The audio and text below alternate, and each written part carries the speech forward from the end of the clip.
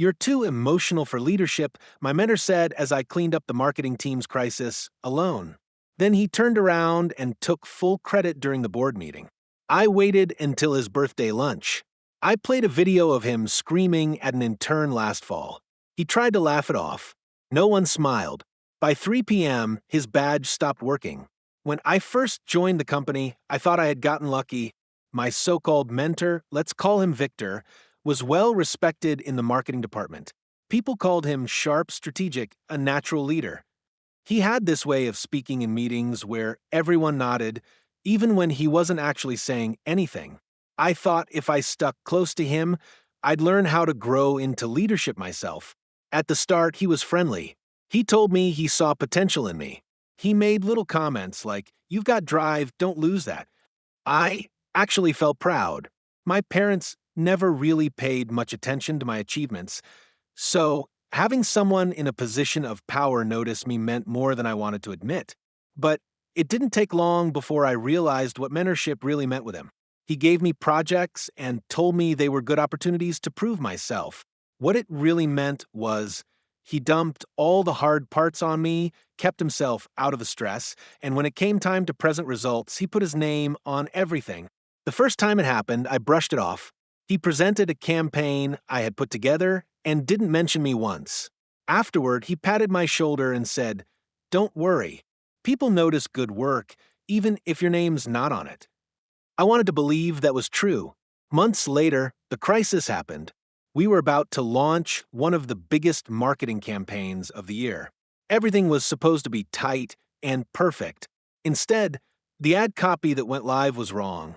Some of the contracts hadn't even been updated with the final numbers. Social media blew up overnight with complaints, hashtags, and screenshots. Clients were calling. Everyone was panicking. I was waiting for Victor to step up. He was the VP. This was his job. Instead, I got a short message, "You'll handle this, right?" That was it. No advice, no support. He went completely silent after that. So I did handle it. I stayed in the office until almost 4 in the morning, calling vendors, rewriting copy, relaunching ads, coordinating with the social team, putting out fires one after the other. I ate snacks out of the vending machine and drank bad coffee just to keep my eyes open. The janitor came by and gave me a look like, "Are you serious?" I laughed, but it wasn't funny. This went on for 3 nights straight. I barely showered. I barely slept. By the time the board met to review everything, the fires were out. It wasn't perfect, but it was stable again. That meeting should have been my moment to finally be seen. Instead, Victor stood at the front with my slides, my work, my reports, and said, "It was a tough situation, but I took the reins. We came out stronger." He even got applause. My name never came up. Not once. Afterward, I confronted him in his office. I didn't yell.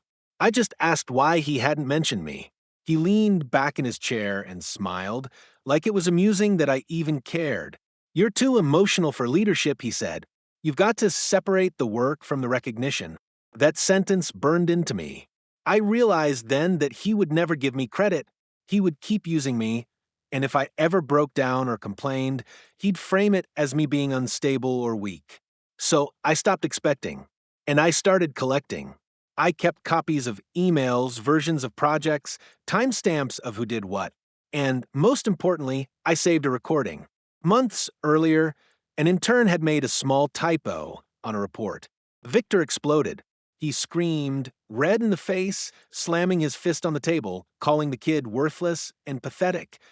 I had been testing the screen share function in the conference room that day and accidentally captured the whole thing. At the time, I didn't know what I'd do with it. But when he stole credit from me yet again, I knew. I waited, patiently, quietly. And then, when his birthday came around, I made my move. Victor's birthday lunch was supposed to be lighthearted. The company always made a big deal about birthdays for the executives. They rented out the big conference room, ordered catering, balloons, and cake. It was less about the person and more about team morale. But for him, it was a stage. He loved being celebrated. That day, he walked in like a king. Everyone clapped. He grinned, hugged a few people, made jokes. I sat near the back, smiling just enough not to stand out. He glanced at me once, almost smug, as if daring me to try and speak up again.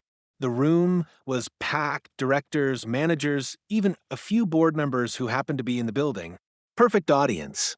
When it came time for the surprise, the lights dimmed and the projector flickered on. He clearly expected some slideshow of team photos or maybe a video montage of people wishing him happy birthday. Instead, his own face filled the screen, red, twisted with anger, veins popping at his neck, screaming at a 20-year-old intern who had made a spelling error. The silence was instant. No laughter. No, oh wow, funny video. Just this heavy, suffocating quiet. Victor laughed nervously and said, "We've all had bad days, right?" He tried to shrug it off, waiting for someone to back him up. No one did. The intern in the clip had transferred to another department, and they were in the room too. Their eyes welled up just watching it. That broke whatever chance Victor had of brushing it off. I stayed quiet. I didn't gloat. I didn't look at him. I just watched the others. The director of HR pressed her lips together and scribbled something in her notebook. A board member shook his head slowly. People started whispering. He tried to keep talking, saying things like context matters and we're a high-pressure team, but the room had already decided. When lunch ended, people avoided eye contact with him. Normally, he'd be surrounded by people laughing at his jokes. That day, he walked out alone. Back at the office, things moved quickly. HR called him in. IT locked his accounts before he even came out. By 3 p.m., his badge didn't work anymore. But the real conflict wasn't over. Because his downfall stirred up the whole department. Some people were furious at him, but others started asking how I had the video in the first place. A few whispered that I set him up. One of his closest allies, another director, even hinted to me, "Careful. People don't like ambitious players." That's when I realized I wasn't just fighting Victor. I had made enemies out of anyone who benefited from the way he operated, and there were more of them than I thought. The whispers turned into meetings I wasn't invited to. A few projects I was leading suddenly got reassigned. My inbox filled with passive-aggressive reminders to stick to my lane. I thought exposing him would free me. Instead, it was like I had pulled the mask off the entire department, and now I was standing alone in the middle of the fire. And I wasn't done yet. At first, I thought Victor being escorted out was the end. I thought I'd finally be free of him and maybe even earn some recognition for what I'd carried alone all that time. But the days that followed proved I had underestimated just how deep his influence went. Victor had built quiet alliances. He did favors for people in exchange for loyalty. He covered up others' mistakes, inflated numbers to make their teams look good, made sure certain directors looked like stars in front of the board. Those people didn't care that he had humiliated an intern or stolen credit from me. They cared that he made them look better. And now that he was gone, they saw me as the reason they'd lost their safety net. I noticed it almost immediately. A campaign I had been preparing for months was suddenly reassigned to a different lead.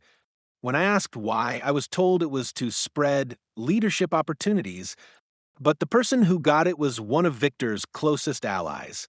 Emails I sent with project updates were ignored or answered with clipped, cold replies. Meetings were scheduled without me, even when they directly involved my work. One manager even told me, "Don't think taking him down makes you untouchable." Some of us respected him. It wasn't just politics anymore. It was war, and I was the target. Then came the twist I didn't expect. Victor wasn't done either. Even though his badge didn't work anymore, he still had people inside feeding him information. I know because a week later he posted on LinkedIn a long, smug post about resigning to pursue personal projects. He painted himself as a victim of corporate restructuring and thanked his incredible colleagues. He even slid in a line about how some people confuse passion with anger, but true leadership knows the difference. It was a jab at me, subtle but clear, and people liked it. Dozens of likes, comments wishing him luck, people saying they'd miss him. It made me sick. What made it worse was that HR didn't want to touch it.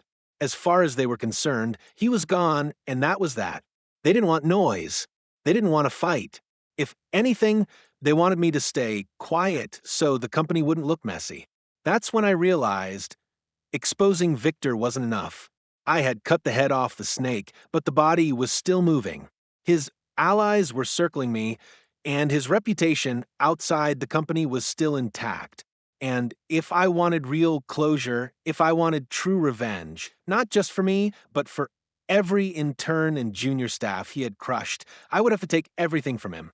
His image, his influence, his allies, piece by piece. The problem was, the more I pushed, the more dangerous it got for me. If I slipped even once, they'd use it against me the way he did. I couldn't just fight loud. I had to fight smarter. So I started planning again. Quietly, patiently, just like before. I didn't act right away. I waited. I worked. I stayed quiet because I knew if I lashed out too soon, they'd turn me into the problem. That's what Victor had always counted on, painting anyone who challenged him as too emotional. But silence gave me time, and time gave me leverage. The interns trusted me.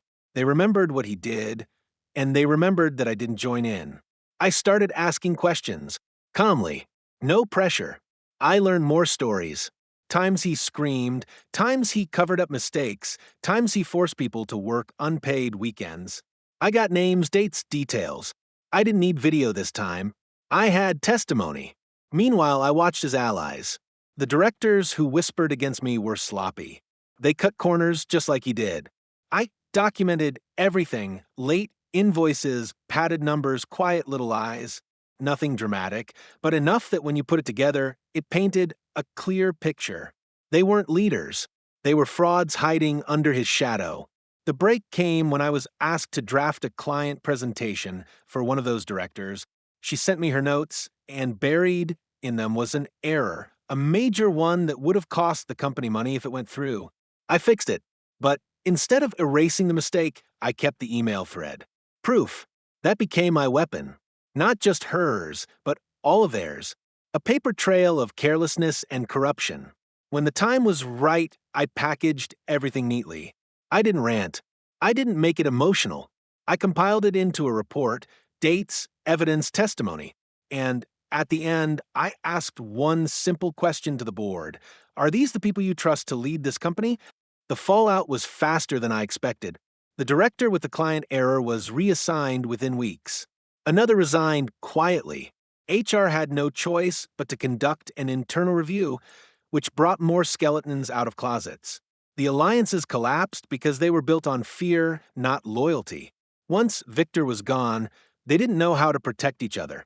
And Victor himself? That was the most satisfying part. I waited until his LinkedIn post had gathered all its fake praise. Then I started leaking the stories. Not anonymously, I put my name on them. Short, factual posts. No ranting. Just, I worked with Victor. This is how he treated people. I shared the intern story. I shared the late night crisis I fixed alone. I shared receipts. People noticed. The likes on his farewell post dried up. A few even deleted their comments. Recruiters stopped engaging with him. His name became a cautionary tale. I never saw him again in person, but I heard through whispers that he tried consulting and couldn't land steady clients. His reputation was stained in the exact way he once told me mine would be if I got too emotional. As for me, the board didn't fire me. They promoted me. Not out of kindness, out of survival. I had proven I could hold things together when others couldn't. They needed someone like that. The day I got the promotion, I sat at my new desk in his old office and looked out at the city. I didn't smile. I didn't cheer. I just let the quiet settle in. Because the truth was, this wasn't about climbing higher. It was about balance. For every night I worked alone, for every time he stole my voice, for every intern he humiliated, the scales finally leveled. Victor lost everything he built on lies, and I got back everything he tried to take from me.